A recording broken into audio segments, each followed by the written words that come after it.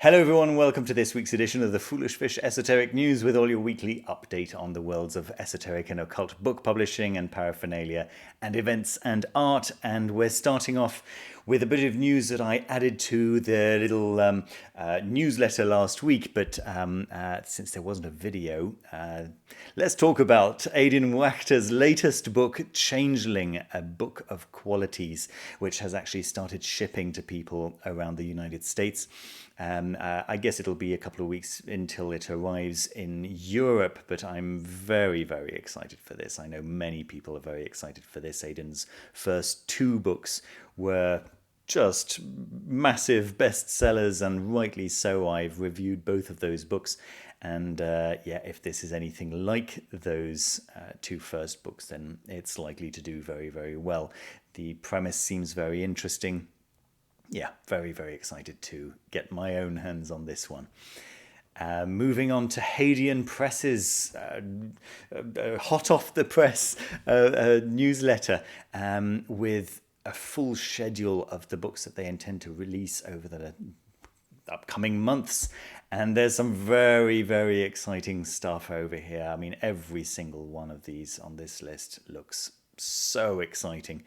I'd be lying if I didn't have some, a couple of personal favourites. But obviously, to note is Night School Volume 2 from Jake Stratton Kent, of course.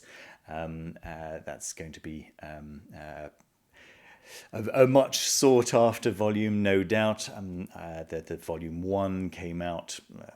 What is it, about 4 or 5 months ago, and that was great, very nicely, very well received, and everyone's really excited for this second one. So the second one we now know will be in June, so that's really exciting. And then this November news, what is this? God's willing, a big surprise. We do mean big. We'll bated breath. What can I say? That's very, very exciting. And then, just have a look at every single one of these. Right, just looks so much fun. So I'll link down below naturally to the newsletter, so you can read those in your own time. And staying with Hadean Press, their latest in their little pamphlets has just been published, The Wizard Popes of the 11th Century. So that also sounds like an interesting one. This is a whole series of little stapled together pamphlets, and they're invariably of very high quality information. And I'm hoping to get myself to London this Christmas. My goodness, the various COVID tests and so on that are involved. I'm getting all of that organised, so hopefully we will in fact be allowed to go. But yeah, fingers crossed. I'm hoping to pick some of these up when I visit Watkins Books this Christmas. We'll see. A new look for the Book of the Black Dragon Volume 2 in the standard edition. I was expecting it to be in red like Volume 1, but it seems that it'll be in green. So they're going for an interesting range of different colours. The second edition of the first volume was in this lovely blue, and it seems like the standard edition of second volume will be in green. The look of the deluxe edition still seems to be in red. That's it. That's an interesting bit of news for me anyway. Next, the Hellebore Guide to Occult Britain is now available on Hellebore's own Etsy store, so Hellebore Zine. And it looks like it's got some interesting little bits there. It looks beautifully produced, beautifully edited. Their magazines are always great fun to read, full of very fascinating tidbits, and maybe one to check out. Pseudo-Paracelsus is getting a new edition by Brill, and it's going to be available in PDF it is now available in PDF and in hardback. Same price for both of those, by the way, which is quite a high price, but I suppose there's not going to be very much demand for these kinds of books, right? And that's why the price of the information is very high. There's just they have to make it worth their while, of course, right? I mean, I suppose that makes sense. And I've just realized that you're not seeing the full screen. Is that any better? Yeah, I suppose it's a little bit better. Right. And then, so possibly of interest to some of you. Basically, Paracelsus wrote a lot, obviously, but many people wrote under the name Paracelsus. And at the time, there wasn't, let's say, enough information out there for people to be able to differentiate what was actually written by Paracelsus and what wasn't. And this is a look at the stuff that wasn't actually written by him, but that nevertheless was very influential on the history of magic. So possibly of interest to some of you watching. Inner Practices for the 12 Nights of Yuletide is a nice new title by Inner Traditions. It seems like it's 12 different practices for each of those 12 nights of Yule. Possibly interesting. Of course, links down below so you can check out for yourself what these practices might be. It seems interesting. It seems I always like a nice little workbook, and this seems to very much fall under that mantle. Taking Up the Runes by Diana Paxson is getting a new edition. So this was just out last week. This is the book that was recommended to me by Aidan Wachter, and rightly so. It's a really, really nice introduction to runes that takes all of the lore that is generally accepted nowadays, but also reaches a little bit further in terms of how one might use those runes for personal growth, for personal practice, and so on. Also examines maybe where that current lore comes from, and so on and so forth, and has a little think about how we can use that knowledge to further maybe the modern rune lore. I think it's a really nice book. It's great to see that it's getting this lovely new edition. Moving on to the latest Llewellyn book in the arena of magic. It's Qabalah for Wiccans. Now, this is possibly a little ironic for for some people. It's ironic because, of course, Wicca has come from the Golden Dawn, which obviously has deep roots in Qabalah. But many Wiccans feel uncomfortable working with the Judeo-Christian symbology and roots possibly of Qabalah. So this really takes the framework of Qabalah and applies a Wiccan model onto it, if that makes sense. It seems like it could be of help to some people who may have mental blocks against certain aspects of Qabalah, and I think that anything that can help people who have mental blocks to overcome those mental blocks is something to be encouraged. I think that's really nice. The new Weiser Antiquarian books catalogue is out. They seem to be releasing these catalogues on a more regular basis now. But so the thing that I really wanted to point you to was this mailing list sign up, whereby if you just sign up, they'll send you an email every time a new catalogue appears.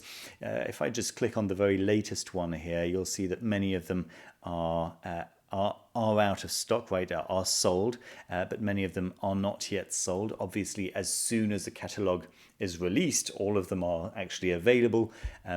So it's a good idea to be on that mailing list if you're interested in rare occult books and esoteric books. As you can see, there's plenty of very, very beautiful ones there, and very interesting ones also to boot.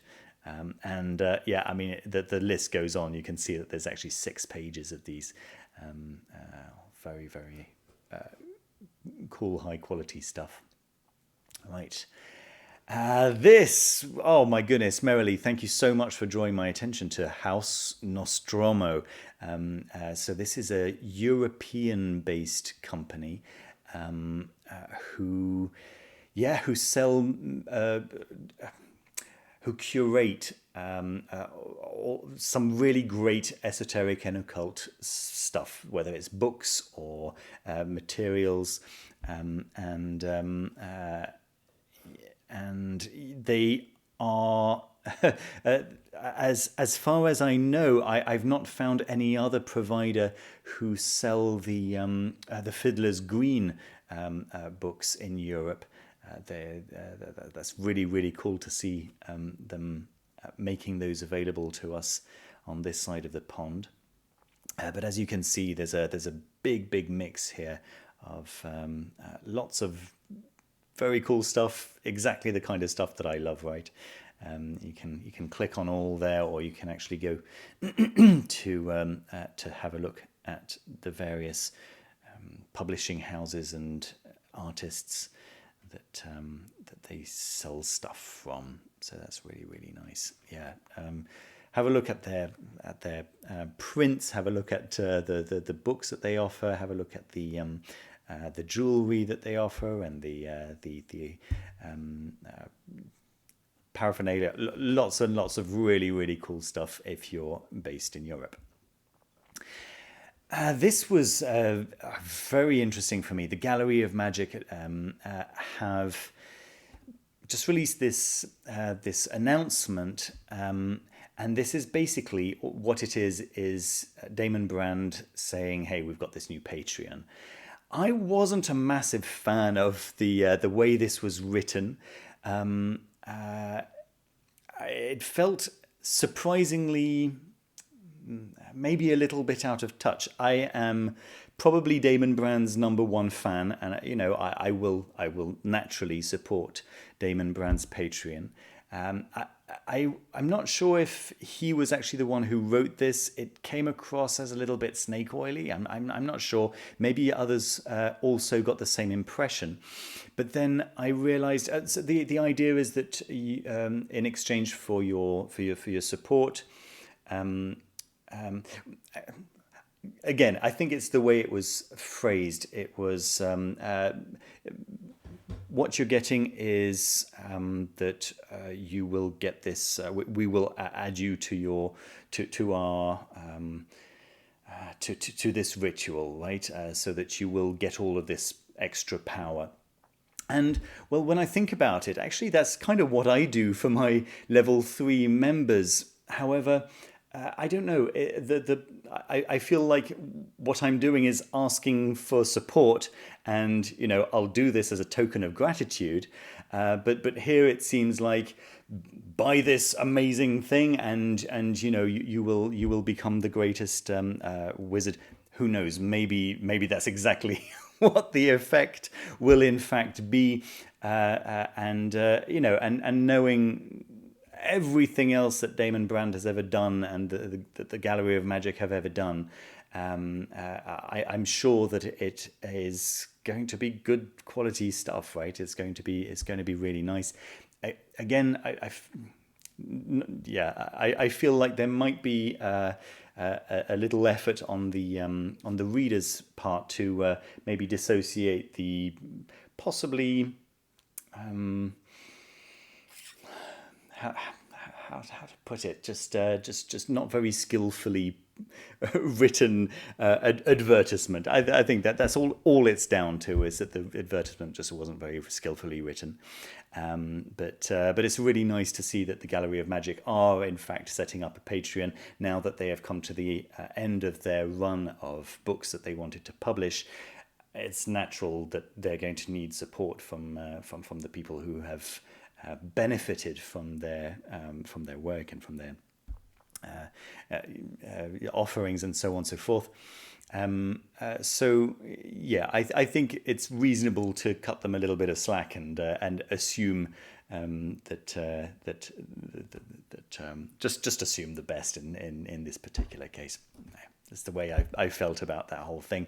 But as I say, they've earned a lot of goodwill from me, and I will certainly be supporting them. It seems that if you join in December 2021, you'll get a bonus ritual to support you your financial fortune for the next 6 months. So that's a nice touch. I guess that's really nice. Okay, moving on to David Heim-Smith's course on the Quintessence of Secret Mercury, which was the 5th volume in the Lightning Flash of Aleph series. And that is starting quite soon, starting on the 12th of December, which, when is that? It's on Sunday. So as always with David Heim-Smith's workshops, my guess is that if you can't actually make it for the actual time, it's 11 a.m. Eastern time, then you can usually access those in retrospect, right? You can access the recordings of those videos. His teaching is always very interesting, very profound and accessible, and so that's really nice. If you have the Quintessence of Secret Mercury, that's probably something that you'll want to look into. And finally, my board game of the week is Harakiri, Blades of Honor. This seems to be a narrative-driven game based on Japanese traditional monsters. I think that's a really nice idea. The description of the game itself is a little light, I have to admit, on this Kickstarter project, but once you actually scroll down and have a look at some of the miniatures, this is clearly a miniatures heavy game. You can probably tell that once you actually receive the box, it's going to be a heavy one, and definitely one that's going to be of interest to anyone who's into painting miniatures. I like the idea of traditional Japanese demons and monsters, and a narrative game set in that kind of environment, that kind of world. It sounds like fun. There's this amazing dragon. Let me see if I can scroll down to it. Oh yeah, this this cool demon riding a demon floating head. Looks very cool. And let's see if I can find that amazing looking dragon. Oh yeah, there it is. Yeah, 17 centimeters tall, looking very, very nice.